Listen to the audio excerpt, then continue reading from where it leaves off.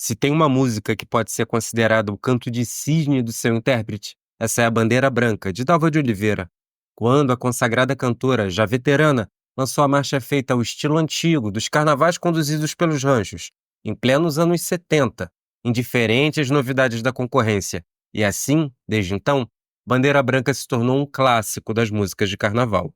Apesar do sucesso instantâneo não ter garantido a vitória no concurso promovido pela TV Tupi, no Maracanãzinho lotado, o Tempo hasteou a Bandeira Branca como o maior hit de Dalva, o que foi confirmado em 2022 pelo ECAD, demonstrando assim a liderança dessa música no repertório da cantora em execuções públicas mais recentemente.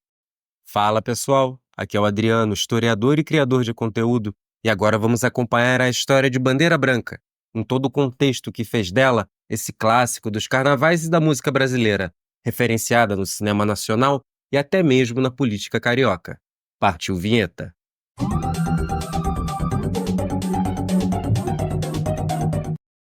O tema desse vídeo foi uma sugestão do nosso inscrito Cláudio, e fica aqui o nosso agradecimento. No início dos anos 70, Dalva de Oliveira enfrentava mais uma vez algumas dificuldades. Assistiu na década anterior à transformação do mercado fonográfico, trazida por movimentos como a Bossa Nova e o Iê Iê Iê. Sobre essas novidades na música brasileira, Dalva dizia que tinha espaço para todo mundo, mas assumia não fazer gosto por muitos desses lançamentos, embora não tenha deixado de apontar os novatos que ela admirava: Caetano Veloso, Gilberto Gil e Maria Bethânia. Bethânia recebeu ainda a seguinte observação de Dalva: acho a voz dela divina. A artista que nas décadas anteriores foi alçada ao título de Rainha do Rádio e Rainha da Voz, comentava sobre sua relação com o público e a crítica. Do público sempre tive demonstrações de carinho. Toda vez que canto sou muito aplaudida. Até hoje recebo muitas cartas e presentes. Mas tem muita gente interessada que eu não cante mais. Dizem que já era tempo de pendurar as chuteiras. Isso me magoa muito. Eu procuro não ligar. Enquanto o público estiver comigo, eu canto. Depois, se mudar, eu desapareço de mansinho. Já por outro lado, a crítica estabelecia uma relação oposta. Alegavam que a idade tinha tornado Dalva fisicamente incapaz de ser a mesma cantora, de ter a mesma voz, dos seus tantos sucessos do passado. Faziam até comparações com futebol, falando do Garrincha e da sua recusa em parar de jogar. A cantora dizia que, em sua profissão, a idade não tinha o mesmo peso como no caso do esporte. Dalva entendia que essa perseguição à sua carreira muito se dava em função de sua vida particular, pois, como demonstramos em outro vídeo aqui do canal, Dalva atravessou momentos muito difíceis quando foi dragada por um escândalo público alimentado por muitas calúnias, promovidas por seu ex-marido, Erivelto Martins, nas páginas da revista Cruzeiro durante os anos 50. E, ao que parece, quase 20 anos mais tarde, ainda tinha que lidar com comentários em programas de TV que diziam que sua vida particular era um escândalo, que era um mau exemplo para a juventude do presente e do passado, e clamavam por aquilo que, de vez em quando, pedem em mão única: a autocrítica. Muito embora, desde meados da década de 60, Dalva já convivia com algumas pesadas críticas sobre supostamente ter deixado de ser a grande cantora que foi um dia, conforme saiu no Jornal das Moças, em 60. Ouvi há dias aquela moça, que quando jovem tinha uma voz deliciosa, que respondia pelo nome de Dalva de Oliveira. Verdadeira metamorfose. Como mudou a maneira de cantar. Como seu timbre sem tremores alongava-se até o término da frase musical. E agora, como treme e dá arroubos de violência, a moda daqueles que não têm mais recursos. No entanto, Dalva seguiu adiante, não sem mágoas com a situação, mas seguiu. Em 67, saiu vencedora do concurso de músicas para o Carnaval com Máscara Negra, do compositor Zequete. Mas como o tema desse vídeo é a Bandeira Branca de 70, vamos à marcha e a sua história. Bandeira branca, amor. Tudo começou no ano anterior, quando Laércio Alves e Max Nunes compuseram a marcha Tudo Azul, para a gravação de Dalva. A marcha fez um relativo sucesso naquele carnaval, o que motivou os compositores a realizarem um novo lançamento no próximo carnaval.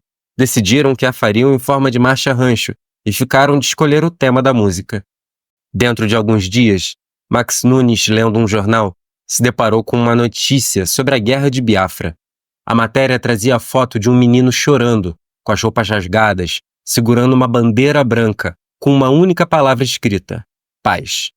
Depois disso, Max recebeu Laércio em sua casa, na Rua Urquiza, para que compusessem a marcha rancho inspirada por aquela imagem da Guerra de Biafra, que foi uma guerra civil ocorrida na Nigéria, em torno de uma tentativa de separação de uma região no sudeste daquele país, fundando assim a República de Biafra.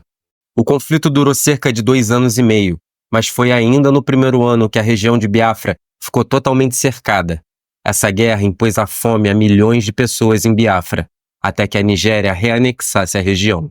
Realizada a composição por Max e Laércio, a marcha foi escrita no 4º Festival de Música para o Carnaval, que, na edição de 1970, foi patrocinado pela Secretaria de Turismo do então Estado da Guanabara, pela TV Tupi e o Museu da Imagem do Som.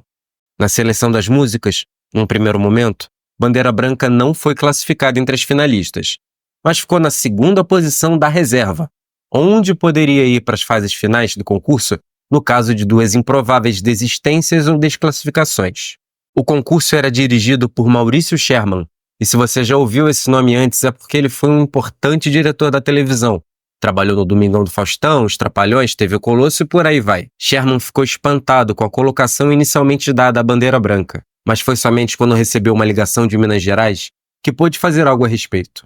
No telefone, o jornalista Rochinha trazia a notícia. Tinha uma música que devia ser desclassificada.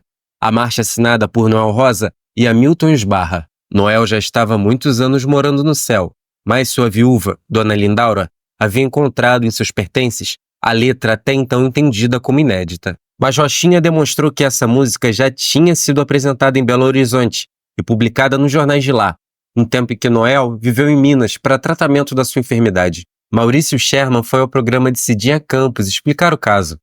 Lindaura e Hamilton não compareceram para se contrapor às conclusões de que não se tratava de uma música inédita, como era a exigência do concurso.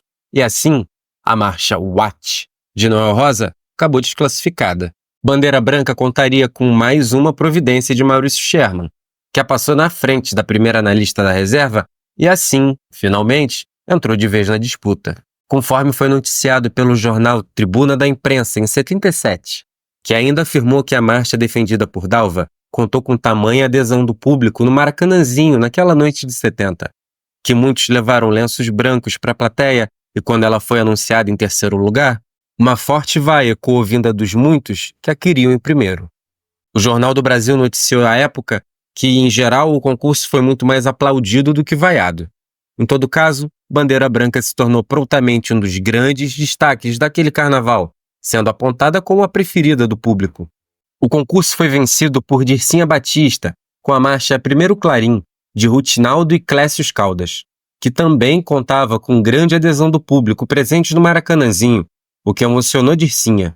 Mas Dalva, de todo modo, foi um dos destaques do concurso, sendo muito aplaudida, conforme a própria relembrou em uma entrevista, onde também respondia aos que diziam que ela já devia ter parado de cantar. Interessante observar que nessa matéria, a jornalista Marisa Cook constatava o grande público que Dalva possuía em todo o Brasil e em demais países da América Latina, encerrando com a pergunta: será que Dalva de Oliveira é eterna? Ainda quanto ao sucesso de Bandeira Branca, a música se tornou um clássico do carnaval, sendo listado com outras canções símbolo como Abre Alas e Pelo Telefone, segundo o Museu da Imagem do Som. A Bandeira Branca também foi considerada como a última grande canção de carnaval dos moldes antigos, das marchas rancho, que seria substituído pelo samba-enredo, conforme apontaram os estudiosos Jairo Severiano, Zusa Homem de Melo e Cravo Albim. Laércio e Max ainda reeditariam a formação com Dalva para vencer o concurso no ano seguinte, com a música A Lágrima. O Brasil perdeu Dalva de Oliveira em 72, mas Dalva não parece ter perdido seu público até os dias de hoje, pois este se manteve e se renovou, conforme podemos ver mesmo aqui nessa plataforma de vídeos. E a Bandeira Branca, lançada quase no fim da trajetória de Dalva, também seguiu levando adiante o seu legado, quando em 1999 fez parte do filme Gêmeas, com Fernanda Torres.